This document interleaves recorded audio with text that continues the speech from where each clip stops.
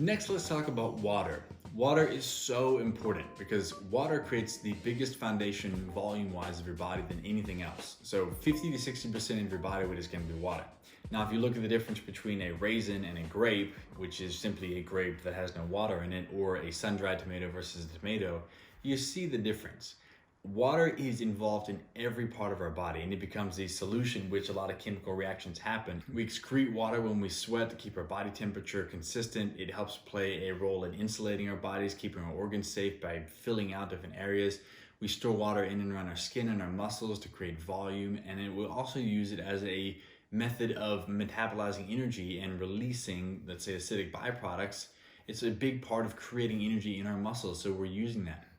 Water also maintains a lot of the interstitial fluid around our nerves and in and around our cells that is important for transmitting neuromuscular impulses between our brain and our body, and then maintaining things like fluid balance and concentration gradient so that we can actually contract our muscles and do everything we need to do.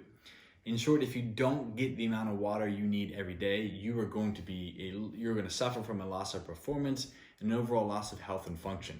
So you gotta get your water. I cannot stress that enough. Now, on days where you're not doing a lot of sweating or hard work, you want to make sure you're getting at least 1 ounce per 2 pounds body weight. So a 200-pound person would need to get 100 ounces of water on a normal day. Now, obviously, if you're sweating, you want to get more. So you can, if you're working out or training and it's a hot day, you want to maybe even get 1 ounce per pound body weight. But the thing to keep in mind is that water doesn't get absorbed well by itself.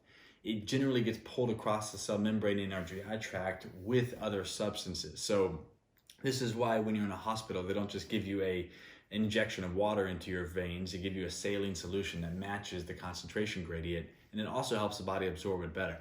And the other thing too is this is why sports drinks and electrolyte replacement drinks are important, because they give you the sodium and potassium and the other electrolytes that help you absorb water and pull it in. So the answer is not just to walk around drinking water all day, because you can drink too much water. And the way you can mitigate this and moderate this is to look at your urine. If it's super clear and you're peeing all the time, you're drinking too much water.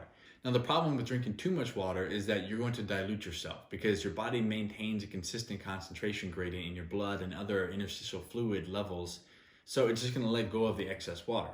But as part of that, you're going to lose valuable electrolytes and other minerals, so you can easily get dehydrated by drinking too much water, because now you're losing the amount of sodium and potassium you need to otherwise function. So understand that drinking a consistent amount of water, being able to pay attention to your body's thirst levels, but then also getting things like salt and potassium in your diet are going to be a big part of staying healthy and doing this. Now, the other part of that is, I'm not necessarily saying you go and drink sugary sports drinks and juices and sodas all the time. In general, you rarely have a need for that unless you're doing a harder, let's say, athletic training or competition event that's 2 hours or longer, in which case it's beneficial to have those carbohydrates in the session that you can break down and use for fuel right away. The problem is that most of these sodas and juices and sports drinks are really high in sugar, and that isn't necessarily beneficial. So if you can find an electrolyte drink or let's say a sodium tablet like a Nuun tablet, you can replenish that without getting all the sugar that doesn't necessarily play well with your insulin levels. The best thing I can say is to start off your day with water. I take a 26 ounce water bottle and put it beside my bed and fill it up every night, and I have it first thing in the morning is to get 15 to 20 ounces of water.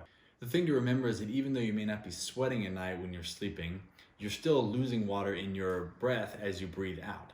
So adding water first thing in the morning is going to help with getting things like it's like a bath for the inside of your body. You're getting your blood flow moving, you're getting everything up and running well. So first thing in the morning, have your water. As you go through the rest of the day, having a water bottle full at each meal is another way to do that, and then having one before and during your training is going to be a great way. So you're getting water consistently through the day. Just make sure that, especially if you sweat a lot, you salt your food or get things like pickles that are going to help you absorb that water well.